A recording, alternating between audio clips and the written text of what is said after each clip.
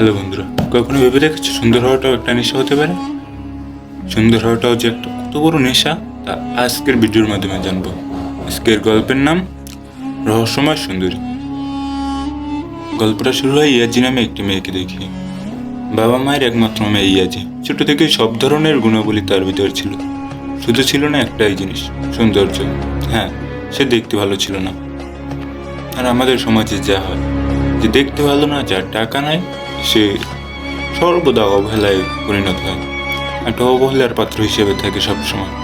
ইয়াজির ক্ষেত্রেও এর বিকল্প হয়নি, তাকে সব সময় সব দিক দিয়ে অবহেলা করা হয়েছে।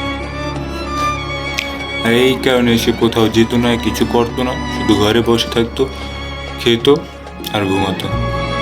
তো সাধারণত সে মোটা হয়ে যায় দিন দিন, এতে সে আরো বিদঘুটে হয়ে যায়। এত কিছুর মধ্যেও তার একটা সৌন্দর্য ছিল, তার চোখ। তার চোখটা ছিল হালকা বেগুনি কালার, সাথে নীল আভা, কিছুটা রেয়ার পৃথিবীর ভিতরে। যাই হোক, বর্তমানে সে একজন মেকআপ আর্টিস্ট। একটা টিভি শোয়ে সে মডেলদের মেকআপ আর্ট করে থাকে। এই শো এর সবথেকে সুন্দরী মডেল হলো মিলি। মিলির আবার একটা দোষ ছিল, সে যতটা সুন্দর তার থেকে বেশি তার অহংকার।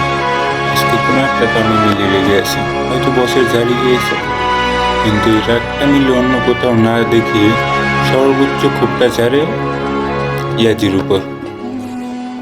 ফলে ইয়াজির মন খারাপ করে গিয়ে কান্না শুরু করে।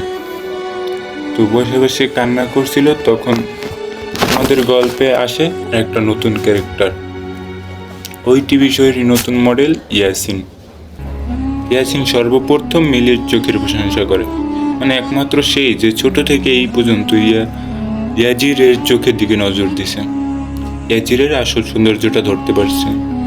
ইয়াজিরেরও এটা ভালো লাগে, তো দুজনে কথা বলতে বলতে দুজন বন্ধু হয়ে যায়। তবে ইয়াজিরের ভাগ্য এতটাও ভালো ছিল না। হঠাৎ করে কেউ ইয়াজিরের কিছু পিক ভাইরাল করে দেয়।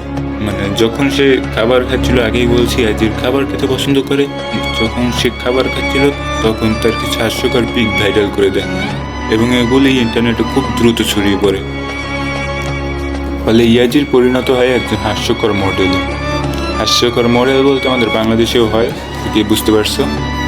তো তেমনই একজন ইয়াজির পরিণত হয়, কিন্তু ইয়াজির তো আর বাংলাদেশি না, ও তো আর এইটাকে বিক্রি করে খাবে না।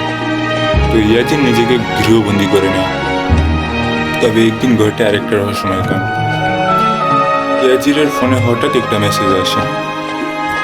মেসেজটা এমন যে দুটি বিউটি ওয়াটারের বোতল তোমার ঘরের সামনে রাখা থাকে। তো স্বাভাবিকভাবেই ইয়াজির মনে করে হয়তো কেউ মজা করতেছে।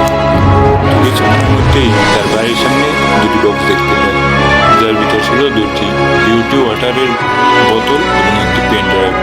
পেন ড্রাইভে ছিল বিউটি ওয়াটার ব্যবহারের নিয়মাবলী।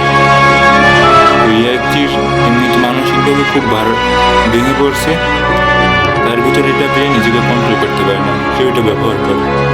আর আশ্চর্য তখনই ঘটে, কারণ এটা ব্যবহার করার সাথে সাথে ইয়াজি খুব সুন্দরী একজন নারীতে পরিণত হয়। তবে তার মোটা দেহটা পরিবর্তন হয় না, কারণ সে বিউটি ওয়াটারের মাত্র দুটো বোতল ইউজ করছে। সে নিজেকে জীবনে প্রথম এত সুন্দরী দেখে এবং চারিদিকে অ্যাটেনশন পেয়ে তার মোটা শরীরটাও কমাতে চায়। আর সেটা সে খাবার কমিয়ে জিম করেও কমাতে পারতো, কিন্তু তার ভিতরে শর্টকাট সুন্দরী হওয়ার একটি নেশা জুগে গেছে। তো সেই শর্টকাটে নিজের ভুঁড়িটা কমাতে চেয়েছিল। দ্যাটস ওয়াই সেই বিউটি ওয়াটার কোম্পানির হেডকোয়ার্টারে যোগাযোগ করে। আর এইখান থেকেই শুরু হয় ইয়াজিরের একজন ভালো মনের মানুষ থেকে একটা খুনি হওয়ার যাত্রা। গল্পটা যতটা সাধারণভাবে গেছে এতক্ষণ, এতটা সাধারণ এখন থাকবে না, কারণ এখন সব চলবে পুরোটা খুন খারাপি। এমনকি এই গল্পে এমন একজন ভিলেন আছে যে মানুষের শরীরের অঙ্গ প্রত্যঙ্গ নিজের শরীরে লাগিয়ে রেখে। হ্যাঁ, তবে আজকে আর না। বাই।